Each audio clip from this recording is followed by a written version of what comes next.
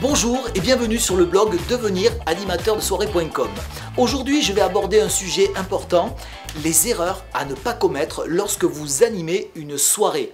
Qu'elle soit d'entreprise, qu'elle soit privée, qu'elle soit un mariage par exemple, eh bien, il y a des erreurs et des idées reçues à faire sortir de la tête de vos clients, ça c'est très important, des erreurs à ne pas commettre. Première chose, lorsqu'une personne organise un événement, souvent c'est un événement exceptionnel, un anniversaire, un mariage par exemple, vos clients ont toujours tendance à vouloir utiliser les espaces vraiment mais le plus large possible. Ils ont toujours peur qu'on n'ait pas assez de place, il faut une grande piste de danse. Et bien là, il faut savoir en tant qu'animateur leur dire stop, vous faites une grosse erreur. Pourquoi? Eh bien, imaginez, mettez-vous à la place de votre auditoire, des personnes qui sont assises à table, que vous allez inviter à venir sur la piste. Et lorsque vous allez mettre une musique même entraînante, vous allez remarquer que si la piste de danse est immense, que vous avez 2-3 personnes qui dansent, eh bien les personnes assises ne vont pas oser, par timidité, venir sur la piste, justement parce qu'il y a ces grands espaces, l'impression d'être regardé. A contrario, si la piste de danse est restreinte, il y a 2-3 personnes qui dansent, on a déjà l'impression que la piste de danse se garnit. Et donc, on se sent moins regardé et les convives vont venir plus facilement vous rejoindre sur la piste de danse. Par conséquent, il faut toujours conseiller à vos clients de faire une piste de danse la plus petite possible. Pour trouver les arguments, eh bien c'est très simple. Parlez-lui tout d'abord de la configuration, mettez-le dans la position de ses invités.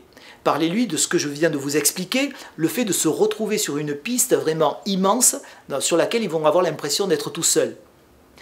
Deuxième argument, vous allez leur demander simplement s'ils sont assurés d'avoir la piste de danse remplie par la totalité de leurs invités du début jusqu'à la fin de la soirée. Évidemment, non. Vous aurez pour un mariage tout au plus, allez, toutes les personnes invitées sur la piste au moment de l'entrée des mariés, vous aurez toutes les personnes sur la piste pendant 2-3 séries d'ambiance à l'ouverture du bal, et puis le reste du temps, eh bien, cela va fluctuer en fonction des générations, en fonction du type de musique que vous allez utiliser, et donc la piste de danse ne sera pas tout le temps remplie. Par conséquent, lorsque votre piste de danse est immense, eh bien, vous avez toujours l'impression qu'elle est vide. Alors, quelle est selon vous la taille idéale d'une piste de danse? Eh bien, on va la calculer de la manière suivante. Vous avez 5 invités, comptez 1 mètre carré. Vous avez 100 invités, 20 mètres carrés pour la piste de danse. Vous en avez 200, 40 mètres carrés. Vous avez ainsi la taille moyenne idéale pour constituer une piste de danse pour une animation de soirée privée. Alors surtout, lorsque vos clients organisent une soirée dans un hall de sport, dans une salle immense et qu'ils sont en comité restreint, pensez à leur expliquer qu'il faut réduire la piste de danse à proportion du nombre d'invités. Pensez à faire couper la salle par des plantes, des décorations, mais surtout indiquez-leur que s'ils utilisent la totalité des espaces, ils vont enlever la convivialité de cette soirée. Deuxième chose importante, pendant ces soirées, la tradition veut que maintenant on installe un espace boisson pour le déroulement de la soirée. Dans certaines régions, comme la mienne, le sud-ouest, eh bien on met carrément une machine à pression avec la possibilité pour les convives d'aller se servir à boire tout au long de cette soirée. Vous savez comme moi que les garçons, en particulier, et dès qu'ils voient une machine à pression ou quelques bouteilles qui traînent, ne peuvent pas s'empêcher de refaire le monde autour d'un verre et donc vont s'agglutiner autour de cet espace boisson. C'est traditionnel, c'est comme ça. Eh bien, imaginez si vous mettez votre point boisson à l'autre bout de la salle, à l'opposé de la piste. Vous avez la piste, vous avez les tables de la soirée et puis vous avez le bar tout au fond. Que va-t-il se passer? Eh bien, tous les invités, et particulièrement les garçons, vont partir autour de cet espace et la piste de danse, du coup, sera un petit peu oubliée. Ils vont refaire le monde à l'autre bout de la salle.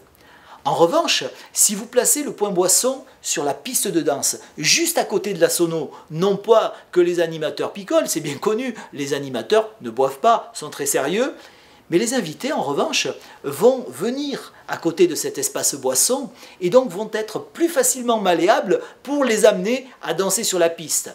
Et du coup, comme ils vont danser beaucoup plus, ils boiront beaucoup moins, votre soirée sera beaucoup plus dynamique et la soirée se terminera dans la bonne humeur.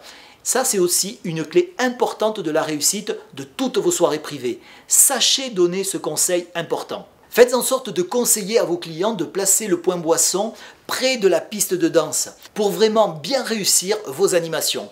Afin de vous faciliter la tâche, eh bien, j'ai réalisé un résumé écrit de ces petits conseils importants que vous pourrez donner à vos clients et ainsi passer pour un véritable professionnel qui tient compte de tous les ingrédients importants pour la réussite des soirées.